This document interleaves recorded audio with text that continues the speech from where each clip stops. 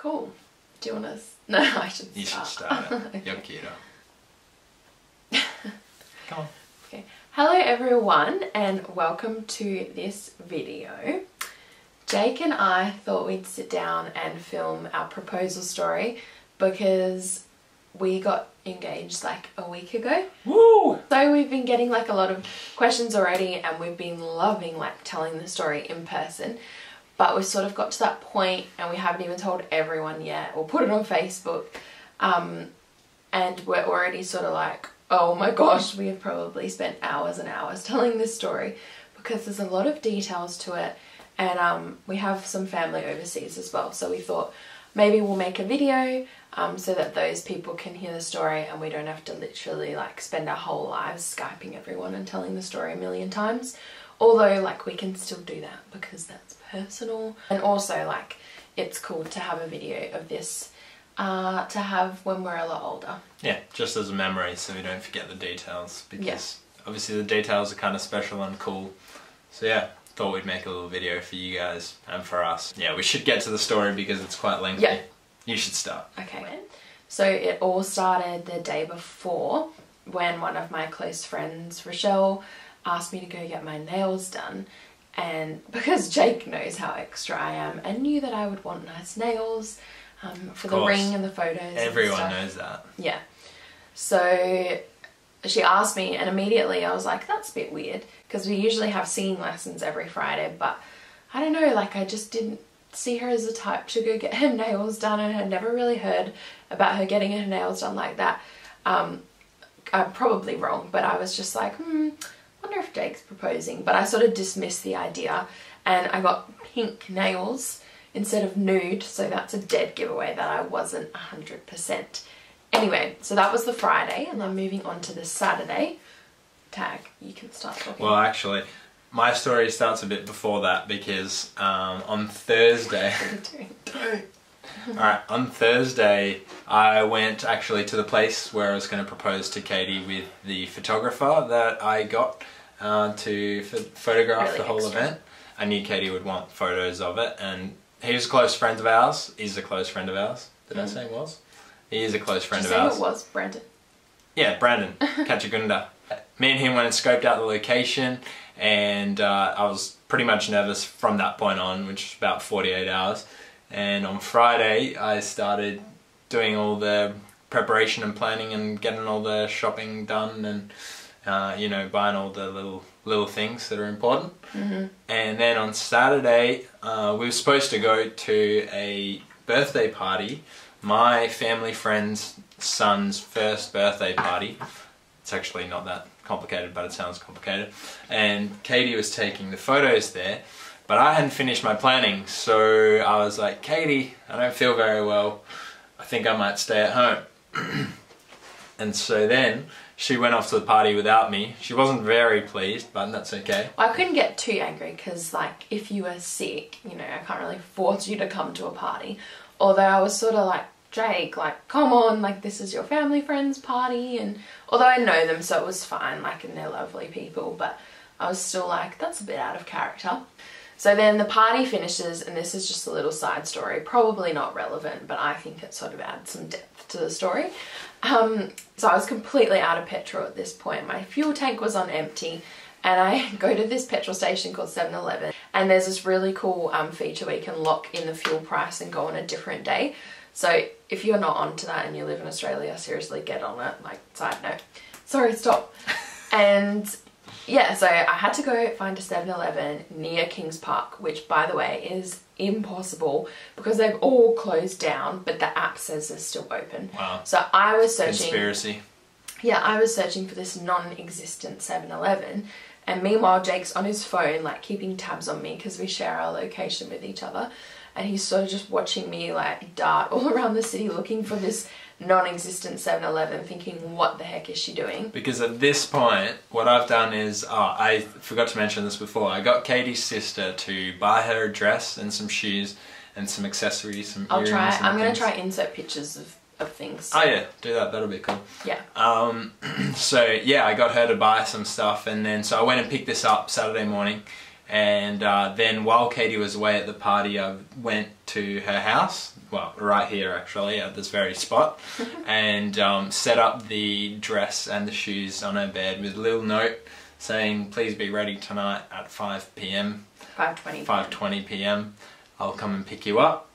And so I was trying to keep tabs on her, just being like, when is she coming home? So that she doesn't just catch me in her room setting up a dress on her bed. Yeah, that would be very out of character. Yeah, it would have been like, what? Yeah. What's you happening? Can't say that's something you do all the time. So then I finally get petrol at a Coles petrol station. Had to go to the opposition. And then at this point I'm like near a shopping centre, so I thought I'll go look for a dress because we had an event this week. So I was shopping there because Jake said he was too unwell to hang out that afternoon.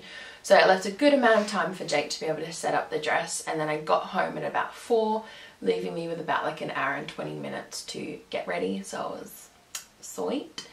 And yeah, I walked in and I like saw the dress and everything on the bed, dropped my bags and was like, oh my gosh, this is happening now. And sort of went into this frantic, like, because I was by myself, this frantic, like, oh my gosh, this is happening.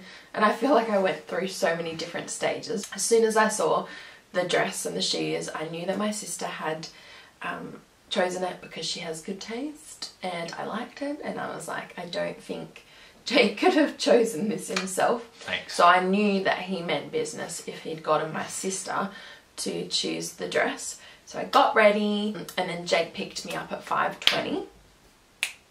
Pretty much on the dot. Yes. Mad, because Katie doesn't like when I'm 5 minutes late, so I thought, you know, was I 5 minutes late? Yeah, you were 5 minutes late, but it was fine. Alright, my bad. Yeah. I was so nervous. Alright, so I picked her up in my friend's Audi. Thank you, Chad Ramsamy, for letting me borrow it. Because my car is a Toyota Corolla 95 and very old and not that great. I just realised we have the same car. Oh wait, what's my car? Oh no, yours is an actual Corolla. Mine's like a Seeker. Oh, but still. Anyway, carry on. It's a pretty popular car. Okay. But yeah, anyways, so picked her up in the Audi and then we drove to the first spot on this little journey of the proposal, which is the park down the road from our house. Because we're like neighbours, basically. Literally live right across the road from each other, like 70 metres maybe, if I was to guess. I don't know.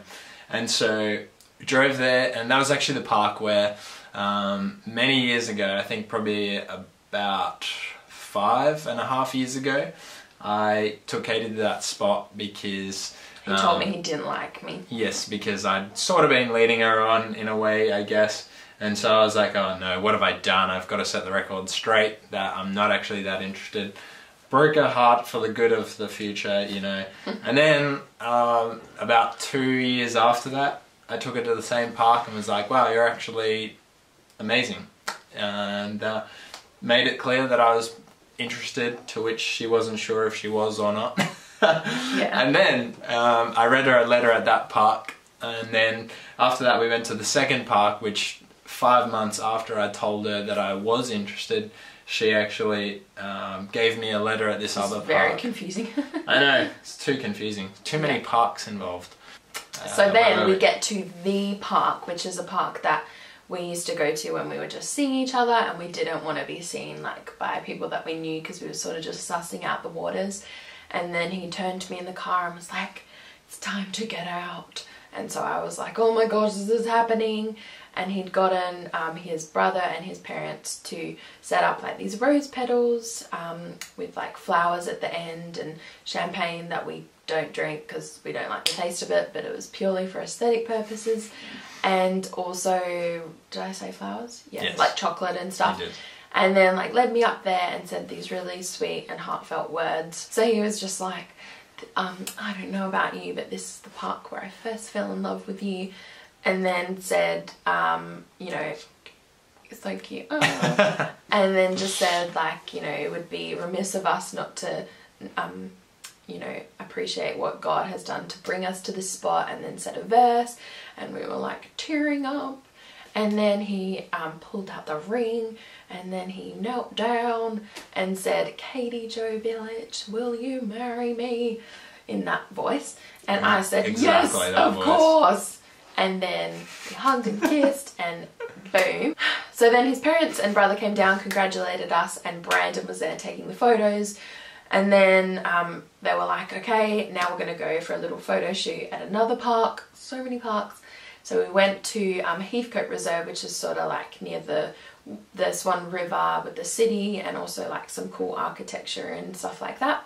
So we took some photos, and then he said that we were going to the Sea Restaurant for dinner, which is the revolving restaurant, which I'd never been to before, and it was really good. Side note, get the potato gnocchi. It is a dream. Yeah, the gnocchi was so good. Yeah, it was like so creamy and cheesy. Anyway, we're almost at the end, guys. Oh. So we went there. We went there for dinner. After that, he packed some snacks and told me to bring comfy clothes for after, because we went to Kings Park again, where my day initially started. Just like watched the city lights and sort of just chatted. But at this point, we were so tired, so full, we didn't even end up having the snacks. I know. And left like quite soon to go to sleep because we were so tired from such a big day. And then the next day, we went out for breakfast with his parents and brother and visited a few friends and family.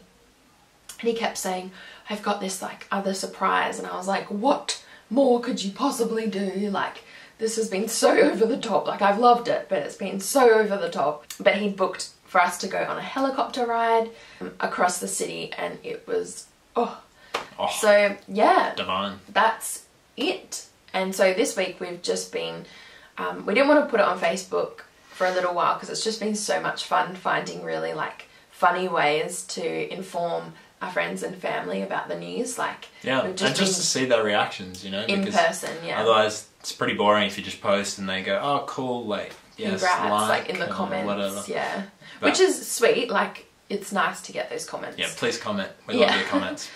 But wow, I'm not trying to get all the views. I'm joking. Yeah, but it's just been really nice to like see them in person. And like, for example, one of the funny ways we told my family was like, we were at the dinner table for a big family get together the day after, and I said to my cousin, you know, Paul, do you have anything for a sore finger? And he like looked at me like, what the heck? Like, you being a drama queen, why do you need anything for a sore finger? And I was like, I need something because my finger's sore from carrying around this big rock.